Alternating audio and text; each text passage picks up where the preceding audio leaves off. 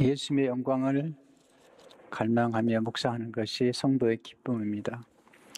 우리가 많은 기쁨을 누리지만 그 기쁨 중에 하나는 예수님의 영광을 묵상하는 것입니다. 성경을 읽으실 때마다 언제나 우리는 예수님이 누구신지 관심을 갖고 읽을 때 은혜를 받게 됩니다. 성경은 예수님에 대해서 기록하고 있습니다. 오늘 배우는 첫 번째 교훈은 예수님은 하늘로부터 오셔서 아버지께로 돌아가실 것을 아셨습니다. 예수님은 하늘에서 오셨고 위로부터 오셨죠. 요한복음 13장 1절에 보시면 6월절 전에 주께서 제가 세상을 떠나 아버지께로 돌아가실 때가 이른 줄 아시고 세상에 있는 자기 사람들을 사랑하실 때 끝까지 사랑하시니라. 우리는 땅에서 난 사람들이에요. 그러나 예수님은 하늘에서 나셨고 하늘에서 내려오신 분이죠. 그래서 예수님만이 하늘을 아시고 천국을 아시는 분입니다. 두 번째로 예수님의 영광은 죽으심으로 부활에 이르신 영광입니다. 우리가 부활을 증거할 때마다 십자가를 통해서 증거할 수밖에 없습니다. 왜냐하면 십자가 없이는 부활이 없고요. 또 부활이 없이는 십자가의 구속의 완성이 이루어지지 않기 때문입니다. 십자가와 부활을 통해서 배우는 영광은 어떤 영광일까요? 반복되지만 우리가 깊이 새겨야 될 영광입니다. 이 영광은 예수님의 성품과 능력과 관련되어 있습니다. 첫째로 낮아지심의 영광이 위대한 영광입니다. 예수님의 영광은 겸손한 성품에 있습니다. 교만한 영광이 아닙니다. 교만한 사람들이 영광을 받을 수 없습니다. 진정한 영광은 겸손한 성품에 있는 것이죠. 빌립보 2장 8절을 보게 되면 사람의 모양으로 나타나사 자기를 낮추시고 죽기까지 복종하셨으니 그 십자가에 죽으심이라. 주님은 정말 높아지려면 낮아져야 된다고 우리에게 가르치십니다. 마태복음 23장 12절을 보게 되면 누구든지 자기를 높이는 자는 낮아지고 누구든지 자기를 낮추는 자는 높아지리라. 두 번째로 자신을 내어주는 사랑이 위대한 영광입니다. 우리는 사랑의 감동을 받죠. 예수님의 성품 가운데 겸손과 그리고 자기를 내어주는 희생, 이것이 예수 그리스도의 영광인 것입니다. 특별히 사도 요한은 예수님의 영광을 드러낼 때 요한계시록에 죽임을 당하신 어린 양을 강조해요. 이것은 희생을 우리를 위해서 자기를 내어주신 놀라운 그 사랑에 얼마나 영광스러운지를 말씀하고 있죠. 요한계시록 5장 6절을 보시면 내가 또 보니 보좌와 네 생물과 장돌 사이에 한 어린 양이 있는데 일찍이 죽임을 당한 것 같더라. 사도 요한의 마음 깊은 곳에 어린 양이 늘 자리 잡고 있는데 어린 양은 희생을 당하신 어린 양. 요한계시록 5장 12절을 보게 되면 큰 음성으로 이르되 죽임을 당하신 어린 양은 능력과 부와 지혜와 힘과 존귀와 영광과 찬송을 받으시기에 합당하도다. 모든 영광을 다 받으실 그 주님은 먼저 죽임을 당하신 우리를 위해서 우리를 대신해서 죽임을 당하신 그 놀라운 영광인 것을 보게 됩니다. 세 번째, 죽음을 죽이시고 부활하신 능력이 위대한 영광입니다. 영광은 성품과 능력의 조화를 이룰 때 정말 영광스러운 것입니다. 예수님이 이 땅에 오신 가장 중요한 이유는 죽음의 문제를 해결하기 위해서예요. 죽음은 곧 사망이죠. 하나님과 분리된. 죽음이 왜 오게 됐죠? 죄 때문에 온 거죠. 로마서 6장 23절을 보면 죄의 싹은 사망이요. 죄가 치를 대가는 사망이에요. 사람들은 죽음을 두려워해요. 가장 무서운 세력은 죄죠. 왜냐하면 죄의 싹은 사망이고 죄가 우리를 영원한 형벌에 처하기 때문이죠. 우리가 죽음의 문제를 볼 때 세 가지 차원에서 볼 수 있어요. 첫째로 죽음의 문제는 예수님을 믿지 않는 사람에게는 아주 나쁜 소식이에요. 왜냐하면 예수를 믿지 않으면 자기 죄값을 자기가 치러야 되고 자기의 죄값을 따라 형벌을 받게 되기 때문에 그건 사실은 마땅하지만 나쁜 소식이죠. 제가 지은 죄값을 제가 지불하는 것은 마땅한 거지만 그러나 그 마땅한 죄값을 치러야 되는 그 죄값이 너무 무겁기 때문에 불행한 거죠.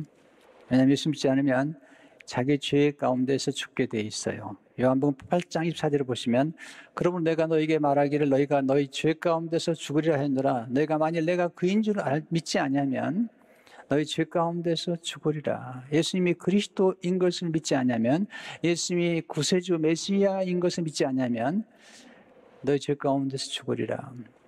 예수 믿지 않는 사람들은 죄 가운데 죽기 때문에 자기 자신 스스로의 지은 죄 가운데 죄 형벌을 받아야 돼요. 예수 믿는 사람들은 자기의 죄 가운데 죽지 아니에요. 왜냐하면 우리가 지은 죄를 예수님이 대신 담당하셨기 때문에 예수 그리스도께서 구세주심을 믿는 사람들은 자기의 죄 가운데 죽는 게 아니에요. 왜냐하면 예수님께서 우리 죄값을 지불하셨기 때문에 우리는 영벌에 처하지 아니하고 영생에 들어가게 되죠.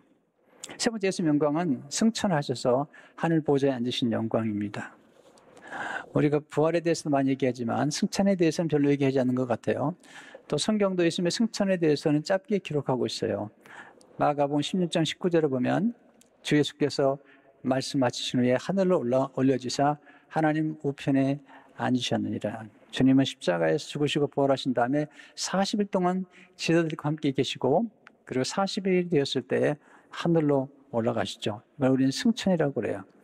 근데 하나님 승천하셔서 예수님께서 하나님 보좌 우편에 앉으셔서 지금 만물을 붙잡고 계시고 만물을 섭리하고 계세요. 사도행전 1장에 보면 조금 더 구체적으로 예수님의 승천을 기록하고 있어요. 왜 이게 중요하냐면 예수님의 승천의 모습대로 주님이 마라나타 오늘 찬양하신 것처럼 다시 오시기 때문이에요. 사도행전 1장 9절에 11절을 보게 되면 이 말씀 마치시고 그들이 보는 데 올려져 가시니 구름이 그를 가리어 보이지 않게 하더라. 이 구름은 하나님의 영광을 상징해요. 주로 구름이 나타났을 때는 하나님의 영광이 임재름이에요. 올라가실 때 제자들이 자세히 하늘을 쳐다보고 있는데 흰 옷 입은 두 사람이 천사들인데요. 그들 곁에서 이르되 갈릴리 사람들아 어찌하여 서서 하늘을 쳐다보느냐. 너희 가운데서 하늘로 올려주신 이 예수는 하늘로 가시는 본 그대로 오시리라 하느니라. 예수님의 재림을 얘기하고 있어요. 하늘에 올리신 대로. 제자들이 얼마나 놀랍겠어요. 예수님 올라가신 승천하신 모습 볼 때 제자들이 얼마나 놀랐겠어요. 한번 상상을 해보세요. 주님이 지금 하늘에서 뭘 하고 계실까요? 우리를 위해서 중보 기도를 하고 계세요. 로마서 8장 3-4절을 보게 되면 누가 정죄하리요 죽으실 뿐 아니라 다시 살아나시는 그리스도 예수시니 그는 하나님 우편에 계신 자요 우리를 위하여 간구하신 자시니라. 예수님의 영광은 구유와 빈 무덤에만 있는 것이 아니라 예수님의 영광은 예수님의 승천과 하늘 보좌에 앉으신 데 그 영광이 있는 것이죠. A.W. 토저가 이런 말을 했어요. 교회가 구유의 연약함과 십자가의 죽음에서 강조점을 옮겨 보좌에 앉으신 그리스도의 생명과 능력을 드러낸다면 교회의 잃어버린 영광이 회복될 것이다. 왜냐하면 주님의 십자가의 죽으심과 부활과 성령 강림과 함께 교회가 이제 탄생하거든요. 지금 우리 교회의 영광은 예수님의 십자가의 죽으심뿐만 아니라 부활과 승천과 예수님의 하나님 보좌 우편에서 중보하시는 그 놀라운 영광들이 함께 우리가 기억될 때 교회 영광이 드러나는 것입니다. 놀라운 사실은 예수님 승천하실 때 제자들이 기뻐했다는 거예요. 십자가에 예수님 들어가실 때는 제자들이 슬퍼하고 혼돈스러워하고 불안하고 그랬는데 예수님이 승천하실 때는 기뻐했어요. 그 모습이 누가복음 24장 50절에서 53절에 나오죠. 예수께서 그들을 데리고 베다니 앞까지 나가서 손을 들어 그들에게 축복하시다니. 베다니에서 이렇게 승천하시는 거예요. 축복하실 때 그들을 떠나 하늘로 올려주시니 그들이 그에게 경배하고 큰 기쁨으로 예루살렘에 돌아가 늘 성전에서 하나님을 찬송하니라. 왜 큰 기쁨일까요? 예수님 떠나가셨는데 그 이유는 예수님이 승천하심으로 성령님을 보내주시기로 약속했기 때문이에요. 예수님이 떠나면 유익하다고 주님이 말씀하셨어요. 왜냐하면 예수님이 떠나시면서 예수님의 영, 그리스도 영이신 성령께서 임하시기 때문이죠. 자, 여기서 우리가 마지막으로 배운 교훈은 예수님의 영광은 성령 강림을 통해 교회 위에 임했다는 것입니다. 자, 예수님이 승천하지 않으시면 성령이 오시지 않으세요. 50절에 또 교회 예수님께서 승천하지 않으시면 교회가 시작되지 않아요.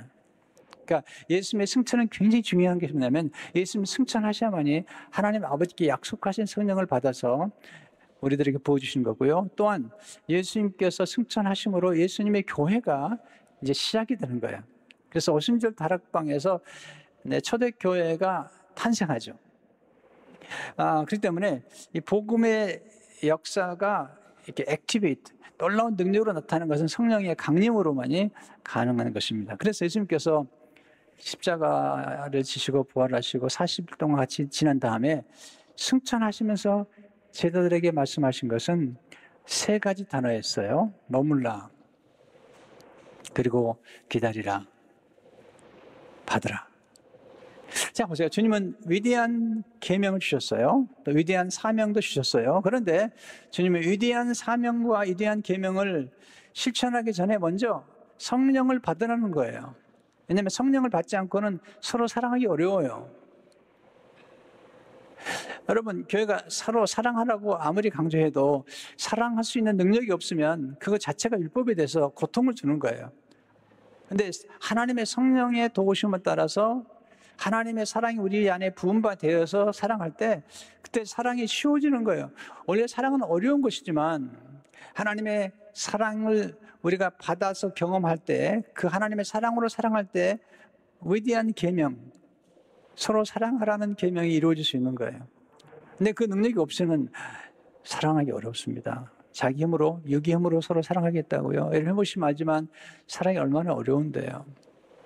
근데 하나님의 성령의 도우심을 받게 되면 위대한 계명을 우리가 이룰 수 있고요. 또 우리에게 명령하신 위대한 사명, 모든 민족을 지대로 삼으라는 이 사명도 우리의 육의 힘으로는 안 돼요. 성령의 능력으로만이 가능한 것인데 성령께서 오실 때 가능하기 때문에 예수님께서 먼저 능력을 받기 전까지는 예루살렘을 떠나지도 말라는 거죠. 그리고 기다리라는 것입니다. 누가복음 24장 49절을 보시면 볼지어다 내가 내 아버지께서 약속하신 것을 너에게 보내리니 위로부터 능력으로 입혀질 때까지 이 성에 머물라 하시니라. 사도행전 1장 4절을 보시면 사도와 함께 모이사 그들에게 분부하여 이르시되 예루살렘을 떠나지 말고 내게서 들은 바 아버지께서 약속하신 것을 기다리라. 그리고 8절을 보시면 오직 성령이 너에게 임하시면 내가 권능을 받고, 보세요. 약속과 성취 사이에는 기다림이 있어요. 하나님의 약속 가운데 놀라운 약속이 많은데 그 중에 하나가 성령님을 보내주시겠다는 약속이죠. 그 약속을 기다리기까지 지금 예수님이 40일 만에 부활하신 40일 만에 승천하시고 나서 그리고 10일을 기다리게 만드세요. 그 이유는 기도하라는 거예요.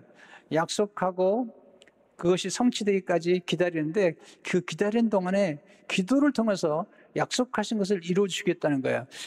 보세요. 하나님의 약속에는 하나님의 의지가 담겨 있어요. 자, 우리가 인격자라면 뭔가 약속했다면 그 약속 속에는 그 인격자의 의지가 담겨 있습니다.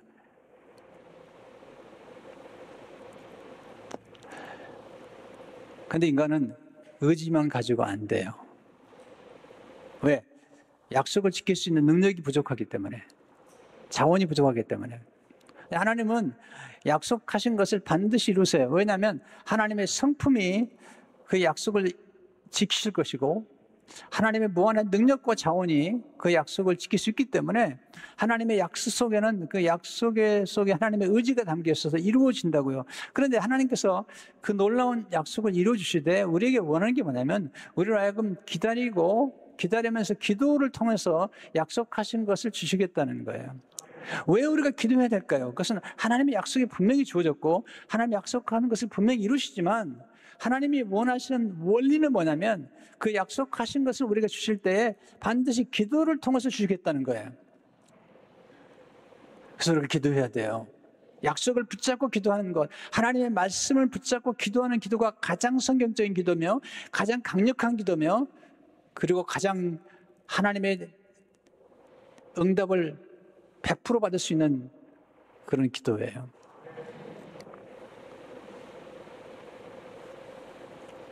그래서 기도하잖아요. 40일 만에 주님이 승천하지 않고 그냥 50일째 때 승천하고 성령 주시면 좋겠는데 그렇게 안 하세요. 왜냐하면 기도하게 하기 위해서. 그래서 그들이 합심해서 기도하죠. 사도행 1장 14절을 보게 되면 여자들과 예수의 어머니 마리아와 예수의 아우들과 더불어 마음을 같이 오로지 기도에 힘쓰더라. 120문도가 모여서 합심해서 기도했어요. 그때 오순절날에 성령이 임하죠. 사도행 2장 1절에 4절을 보시면 오순절날이 이름에 그들이 다 성령의 충만을 받고 성령의 말하심을 따라 다른 언어들로 말하기를 시작하니라. 이 오순절이 굉장히 중요한 날이에요. 왜냐하면 구약에서는 오순절날에 하나님께서 모세를 통해서 율법을 주셨어요. 그러니까 어린 양이 6월절에 희생을 당하고 그리고 50일째 되던 때에 하나님이 모세를 통해서 율법을 주셨어요. 근데 율법을 주셨는데 그 사건이 조금 비극적이에요. 왜냐하면 율법을 받고 내려왔는데 내려보니까 아론이 금송아지를 만들어가지고 경배하고 있는 거예요. 그 사건 때문에 율법을 받은 사건 때문에 3,000명이 죽어요. 슬픈 일이죠. 근데 예수님이 6월절 어린 양을 죽으시고 나서 50일째 된 때에 성령이 임해서 성령이. 그리고 성령이 임한 그 사건 때문에 3,000명이 회개하고 죽기로 돌아오므로 성령을 통해서 3,000명이 영생을 얻게 돼요. 이 놀라운 일이에요. 근데 왜 50일 만에 성령이 임하셔야 되는가? 이게 굉장히 중요한 원리거든요. 오순절을 다른 말로 얘기하면 77절이라고 하고요. 77에 49. 네, 49일이 지난 그 다음 날이 오순절이기 때문에 77절 또는 초실절이라는 말을 하는데 첫 번째 열매를 드리는 거예요. 근데 이 초실절과 칠칠절이 왜 중요하냐면 하나님 앞에 첫 번째 예물을 드리는 건데 그 사건을 잘 이해해야 돼요. 왜냐하면 율법 때문에 3,000명이나 죽었는데 그 사건과 함께 하나님께서 레위기에 보면 장차 오신 예수님에 대해서 예언을 해주는 놀라운 말씀이 담겨 있는데 그 레위기 23장 15절 16절 말씀 보세요. 자세히 보시면 굉장히 놀라운 말씀입니다. 너희가 안식일 다음 날 곧 곡식단 흔들어서 바친 그날로부터 이 안식일 다음 날은 뭐냐면요 6월절이 지나고 안식일 다음 날이에요. 그래서 예수님 6월절 날 죽으셨고요. 그리고 안식일에 묻히셨죠. 그리고 안식일 다음 날 부활하셨죠. 네, 바로 그 의미예요. 안식일 다음 날 곧 곡식단 흔들어서 바친 그날로부터 7주간을 꼭 차게 세고 거기에다가 일곱 번째 안식일 다음 날까지 더하면 꼭 50일이 될 것이다. 그러니까 예수님이 첫 번째 부활의 첫 열매가 되시고 그 다음에 50일째 되는 해 그때 너희는 핵 곡식을 주에게 곡식제물로 바쳐야 한다. 자 보세요. 굉장히 중요한 원리가 담겨 있는데요. 첫 번 열매는 안식일 다음 날 하나님께 드리는데 그것은 풍성한 열매가 아니에요. 모든 곡식이 열매를 맺는 첫 번을 알리는 곡식이에요. 그리고 나서 50일 동안 이 곡식들이 무르익어요. 그러면 50일째가 되면 그때 이스라엘 백성들은 곡식들을 첫 열매로 하나님께 드리는 거예요.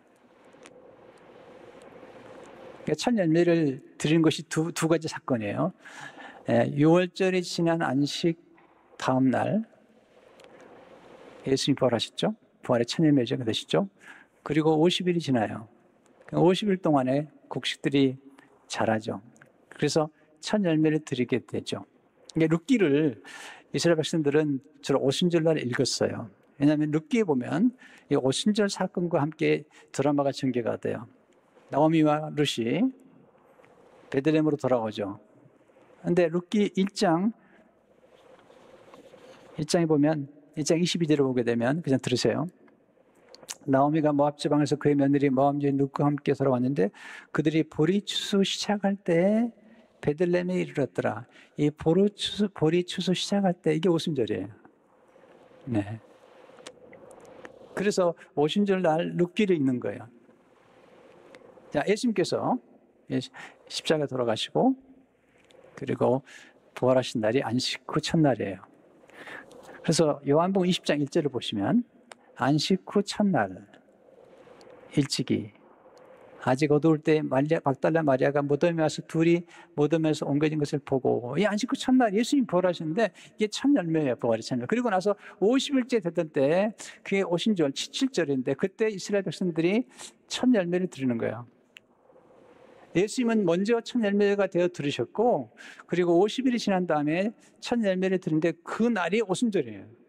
그 오순절이 임하면서 무슨 일이 벌어지고 있냐면 성령의 강림이 강력하게 임할 뿐만 아니라 그리고 교회가 탄생하는 거예요. 교회가. 그것이 성경에서 말하는 놀라운 메시지죠. 그래서 율법은 굉장히 유익한 거지만 사실 율법은 우리의 죄를 고발하기 때문에 율법 아래 있게 되면 누구나 다 저주 아래 있게 되는 거예요. 근데 성령께서 오시면서 우리는 죄와 사망의 법에서 해방이 돼요. 어떻게? 생명의 성령의 법으로 말미암아서 죄와 사망의 법을 해결되면서 우리는 이제 더 이상 율법 아래 있지 않냐고 곧 저주 아래 있지 않냐고 곧 심판 아래 있지 않냐고 예수 그리스도의 은혜 아래 성령 아래 생명의 성령의 법 아래로 들어오는 거예요. 그렇게 함으로써 우리는 부활의 놀라운 능력 속에 살게 되어 있는 거죠. 성도 여러분, 우리는 정말 예수 믿는 것이 축복이에요. 그래서 이렇게 예수님의 부활과 승천과 성령 강림과 그리고 교회의 영광을 함께 보여준 말씀이 있어요. 에베소서 1장 20절에서 23절의 말씀이에요. 바울이 옥중에서 쓴 서신인데 정말 놀라워요. 묵상하면 묵상할수록 놀라워요. 그의 능력이, 그것은 성령의 능력이에요. 그리스도 예수 안에서 역사하사 죽은 자들 가운데서 다시 살리시고 그리고 그 능력이 하늘에서 자기 오른편에 앉히사 승천이죠. 모든 통치와 권세와 능력과 주관과 이 세상을 뿐 아니라 오는 세상에 일컫는 모든 이름에 뛰어나게 하시고 또 만물을 그의 발 아래 복종하게 하시고 그를 만물 위에 교회의 머리로 삼으셨느니라. 교회는 그의 몸이니 만물 안에서 만물을 충만케 하신 이에 충만함이니라. 여러분 성령 충만 받아서 하나님께 영광을 돌리는 생애가 되시길 바랍니다. 이미 우리 안에 성령이 역사하셨기 때문에 우리에게는 이제 사명이 주었어요. 그 사명은 부활의 증인이 되는 거예요. 요한복음 20장 21절 22절을 보게 되면 예수께서 또 이르시되 너에게 평강이 있을지어다 아버지께서 나를 보내신 것 같이 나도 너희를 보내라 이 말씀을 하시고 그를 향하여 숨을 내쉬며 이르시되 성령을 받으라. 보세요. 이 하나만 더 설명해 드릴게요. 모세가 율법을 받을 때 하나님은 이스라엘 백성들을 신부로 맞이했어요. 하나님의 장자뿐만 아니라 신부로 맞이했어요. 근데 문제는 이 신부가 금송아지를 만들고 있는 거예요. 근데 신약에 오면 예수님께서 십자가 죽으시고 부활하시고 그리고 성령을 보내주시면서 우리를 신부로 삼으셨어요. 성령 강림의 날은 우리를 신부로 삼으신 날이에요. 왜냐하면 그 신부가 교회이기 때문이에요. 교회가 신부거든요. 여러분이 교회고 우리 모두가 교회예요. 예수님의 신부가 된 거죠. 그래서 우리는 이제 예수님을 신랑 삼고 살아가는 사람들이에요. 아름다운 신부로 우리를 만드셨어요. 우리가 할 일은 뭘까요? 이 성령의 능력을 받았으니 이제는 이 부활의 복음을 사람들에게 증거하는 것입니다. 성도 여러분, 이 땅의 삶의 무게가 너무 무거워요. 이 무게를 이기시는 길은 성령의 능력밖에 없어요. 여러분 성령 충만을 받고 승리하시기를 주의 이름으로 축원합니다.